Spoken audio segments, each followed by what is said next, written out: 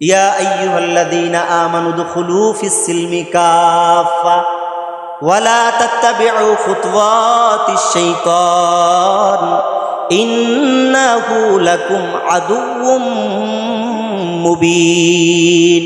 আল্লাহ বলেন, হে ঈমানদারেরা, তোমরা ইসলামের ভিতরে উদখুলু ফিস-সিলমি কাফা, পরিপূর্ণভাবে ঢুকো। এক লোক মসজিদের বাইরে একটা পা দিছে আর একটা পা হলো ভিতরে। এখন ওই লোককে কি আপনি মসজিদের ভিতরে ঢুকছে এটা বলা যায়? আবার বাইরে আছে এটাও বলা যায় না। তো আমরা নামাজ পড়ি, আবার নামাজ পড়ি না, আবার পর্দা করি না, তাহলে আমরা কিন্তু পরিপূর্ণভাবে এখনো ইসলামের ভিতরে দাখিল হতে পারি? যদি ঢুকতে হয় তো পরিপূর্ণভাবে ঢুকতে হবে, এটাও আল্লাহর বিধান। আল্লাহ এটাও জানিয়ে দিয়েছে, যদি তোমার ঢুকতেই হয় ইসলামের ভিতরে তাহলে পরিপূর্ণ ঢুকবা। ওই নামাজ পড়বা না, পর্দা করবা ভাল লাগলে করবা না, না, তুমি এখন পর্যন্ত ইসলামের ভিতরে পরিপূর্ণ ঢোকো নাই। যদি ঢোকো তাহলে উদখুলু ফিস-সিলমি কাফা, পরিপূর্ণভাবে ঢুকো, আসো। ইসলামের ভিতরে আসতে হলে পূর্ণাঙ্গ রূপে আসতে হবে। নামাজ পড়া যে আল্লাহ বিধান করছে ফরজ, ওটা পালন করতে হবে যেরকম, পর্দা করাটা তোমার উপরে যেইভাবে ওই একই আল্লাহ একই কোরআনে বলছে ওটাও ফরজ, ওটাও তোমাকেই করতে হবে, নামাজের মতো হিসাবে যায়নি। গুরুত্বপূর্ণ পয়েন্ট। কারণ চোখ দিয়ে যদি কাউকে আমি না দেখি তাহলে তার প্রতি আমার কখনোই মায়া মহব্বত আসবে? পৃথিবীতে বহু সুন্দরী আছে, তাদেরকে আপনি দেখেনও না, তাদের কথা আপনার মনেও আসবে না, এটা স্বাভাবিক। যারে দেখবেন তার উপরে আপনার প্রেম প্রীতি জন্মাবে, এটা স্বাভাবিক কথা। এবার এটাকেই হলো আগে আপনাকে বন্ধ করতে হবে। কথা বুঝতে পারছেন? আগে এটাকেই, আপনি যদি একটা কলসির ভিতরে পানি নিতে চান, পানি জমাইতে চান, আগে কলসির ভিতরে ছিদ্র আছে কিনা এটা দেখতে হবে। ছিদ্র আটকান তো সব বন্ধ হয়ে যাবে। জিনা বলেন, পরকিয়া বলেন, এই সংসারে অশান্তি বলেন, সব কিছুর মূলে হলো এই নজর। আপনি তো পাইছেন এই বিষয়টা। সব কিছুর মূলে কি? নিজের বউকে যার ভালো লাগে না, বোঝা যাবে যে এর নজর খারাপ।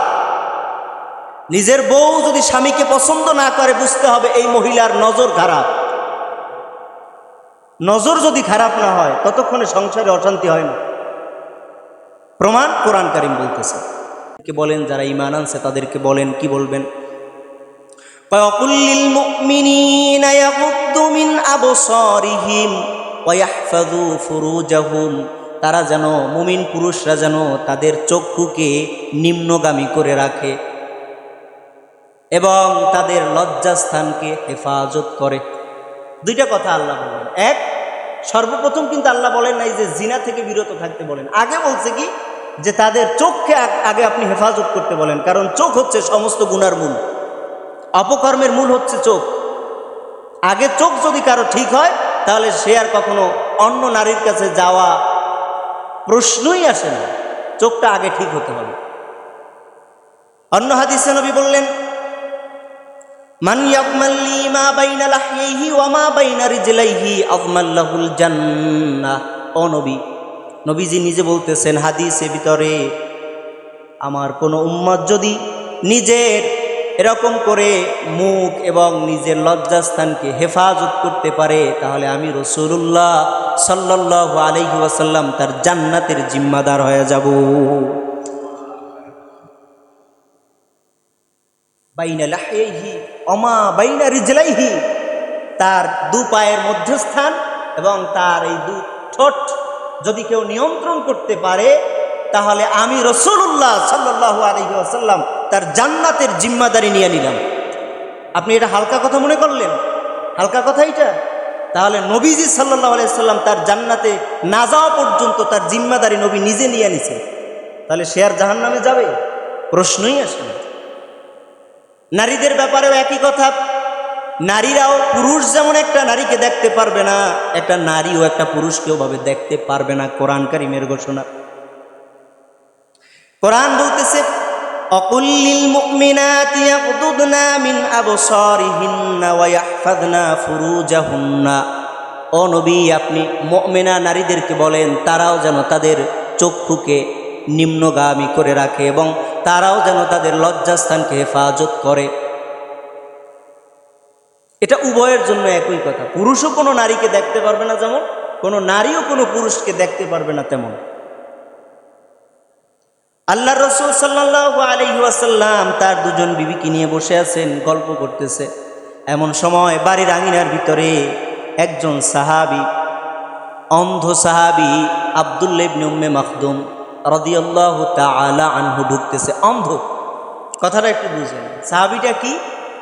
অন্ধ মানুষ ঘরের ভিতরে ঢুকতেছে। এমন সময় আল্লাহ রসুল বললেন, ও আমার বিবিরা, তোমরা এখান থেকে চলে যাও, আওরার ভিতরে চলে যাও, পর্দার ভিতরে চলে যাও, ঘরের ভিতরে চলে যাও। উম্মে সালামা বললেন, ইয়া রাসূলুল্লাহ, ইয়া হাবিবাল্লাহ, নবী আমার, কেন আমাদের এখান থেকে চলে যেতে হবে? আপনার যে সাহাবী আব্দুল্লাহ ইবনে উম্মে মাখদুম, সে তো অন্ধ সাহাবী, সে তো আমাদেরকে দেখবে না, তো চলে যেতে হবে কেন? অন্ধের থেকে আবার পর্দা করা লাগবে? রাসূলুল্লাহ বললেন, ও আমার বিবিরা, তোমরা ভালো করে শুনে রাখো, আমার সাহাবী যদিও অন্ধ হতে পারে, কিন্তু তোমরা আমার বিবিরা তো আর অন্ধ না। উম্মে মাখদুম হয়তো তোমাদেরকে দেখবে না, কিন্তু তোমরা তো তাকে ঠিকই দেখবা। পর্দা পুরুষের উপরও যেমন ফরজ, পুরুষ যেমন মহিলাকে দেখতে পারবে না, একজন মহিলাও তেমনিভাবে পুরুষকে দেখা যাবে। দেখলেন, এটা পর্দা।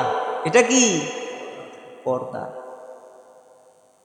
নাই তো সমাজে। সব সমাজ ধ্বংসের মূল কারণ কি? এই পর্দা। গতকালকে না, শুধু আপনি প্রত্যেক দিনের, আমি গতকালকের পত্রিকায়ও দেখছি, 2 সন্তানের জননী, সেও চলে গেছে, সফর করছে, হিজরত করছে।